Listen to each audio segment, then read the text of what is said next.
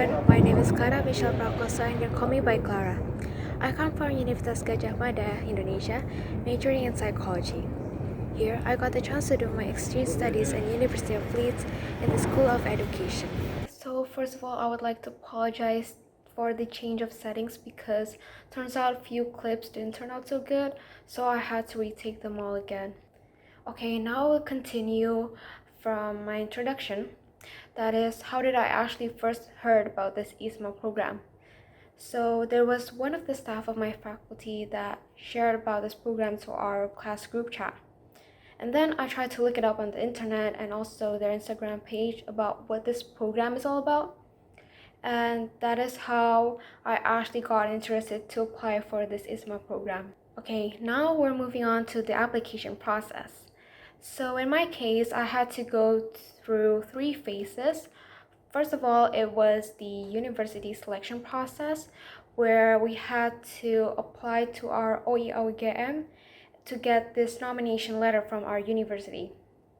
And then after that, we were able to apply to the MBKM website, which is the second phase. And there we submitted our nomination letter from the university and also answered a few short essay questions. And then the website will show whether we actually were able to move to the next stage or not. The website will actually state on what day and date and also the time that our interview will be held. And that is the third phase, which is the interview process. And then after a few weeks, we will get an update through the website and also get emailed from the MBKM team that we passed the IISMA selection process and we are accepted as one of the IISMA awardees. Now moving on to the departure process. So first of all, the most important thing is to make sure our passport is valid for at least 6 months. And then after that, we had to deal with our visas. In my case, because Indonesia at that time was still on the red list from the UK government, we had to change our visas to the student visa. Usually, standard visitor visa would be fine, but in that case, we had to get a permit to stay in the UK. That's why we had to change it to student visa. Okay, so now we will talk about my arrival process. As I mentioned before, Indonesia was on the red list. Therefore, we had to do our mandatory quarantine at the government-appointed hotels. Prior to our arrival, we had to apply to this website to insert our arrival date and also choose where we want to do our quarantine. Usually, it's either in London or another big city, but most of us did ours in London. For the hotel itself, it was randomly picked through the system, so we weren't able to choose it. Okay, now we will move on to our main topic of this video, which is my study experience. So in my case, I took 4 courses, which is the psychology in the media, psychological disorders, child welfare and young children, and lastly is children life chances. For the psychological courses, I guess it's pretty obvious I took them because it was in my area of studies, but those 2 other courses, it was from the education department and also the other one was from the lifelong learning department. It was a really great experience to have the opportunity to learn something new. So for my psychological courses, since they were held in huge classes around 200 to 300 students, it had to be held online. So we mainly just watched pre-recorded lectures, did our personal studies, and then there will be a Q&A session each week. It's actually a good chance to actually go there and ask questions to the lecturers because they're very welcoming, and also it's actually nice to actually get new insights on stuff that were not explained in the lecture. As for the offline classes, it's usually held if the students are less than 100. It could either be in a huge theater class or a regular classroom. It depends on the course. And usually for these offline classes, we had to watch pre-recorded lectures and do some readings. After that, we had to make some small groups to do our discussions on what we have previously learned from the pre-recorded videos and the readings. And then the lecturers will engage us with discussions, and they would be very open to all kinds of opinions and also questions. So I guess it was a really fun experience to actually exchange thoughts and opinions with other students. Okay, so in terms of study habits, of course, there's a lot that needs to be adjusted. As I mentioned previously, that there's a lot of private studies, so usually our classes will only be for an hour. No matter how huge the credits are, they're all the same, just for an hour. And then we are continued by our own private learning, which is outside of the class hours. So if we weren't able to manage our time well, we would actually feel like we had a lot of free time, and it's actually very tempting to use those time to actually go to places and not study.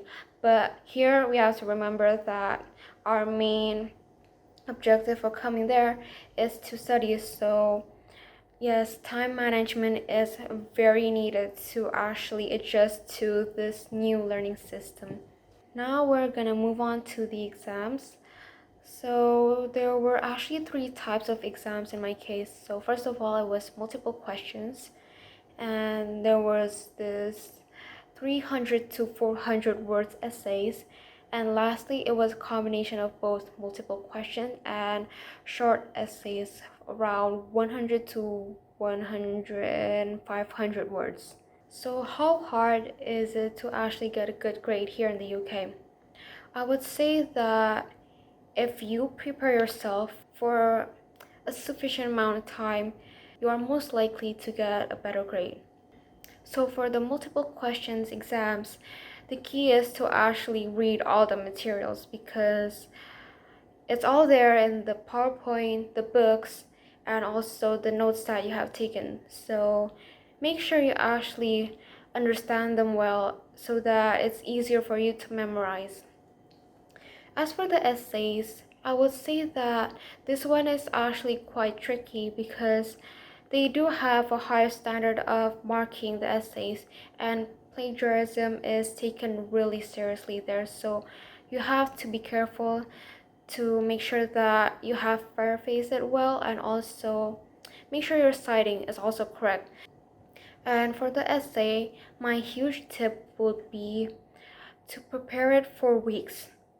Weeks, definitely not days, but weeks, because you need time to actually compose what you're going to write and to organize all your ideas. Not to mention paraphrasing it and also combining all of those ideas from different journals. And you have to make a spare time to actually reread again your essay to make sure that the idea flows well, and also there's no mistakes in grammar and citings and etc.